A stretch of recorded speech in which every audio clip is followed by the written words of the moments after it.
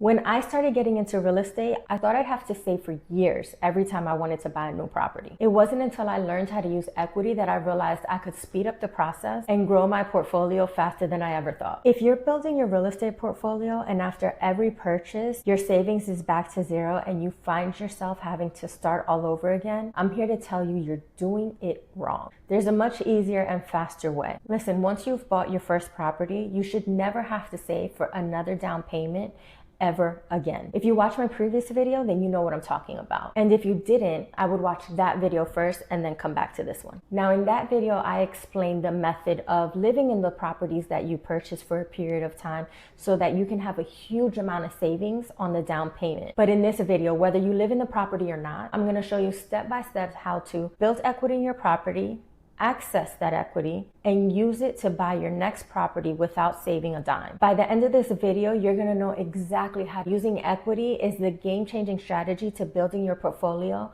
without ever having to touch your savings ever again. And trust me, it's so worth it. So let's start with, what is equity and how do you build it? Equity is the difference between what your property is worth and what you still owe on it. Let's say you bought a property for $400,000. Over time, your mortgage has been paid down to $350,000. You might think your equity is $50,000, but time is on your side and the value on your property is now $450,000. So your equity is now the difference between the $450,000 and the $350,000 you still owe, which brings it to $100,000. Now, I know it seems like I explained that really quickly, but it really is just that. Equity is not a difficult concept. Let me do a quick recap. You build equity by paying down your mortgage and letting your property appreciate. So the longer you hold on to your property, the more the value of the property increases. The more your mortgage is being paid down, the more equity builds. And this happens all on its own. You don't do anything extra. Now, once you've built that equity, you can access it in a few ways. One is a home equity loan, which means you're gonna borrow against your equity in a lump sum. Another is a home equity line of credit, which means you're gonna borrow as you need it and it's capped at a certain limit. So this is similar to like a credit card, right? When you get a credit card, you have a limit and you can use all the money up to that limit.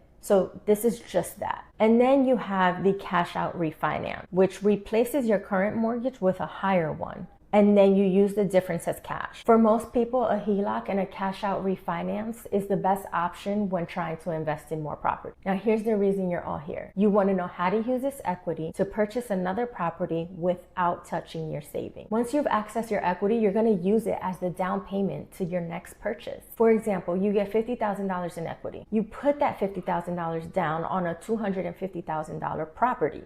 Now you have two properties. The mortgages are being paid down on both, not by you, might I add, but by the tenants. And both properties are appreciating in value over time. And the best part is you didn't have to save for another down payment on the second property.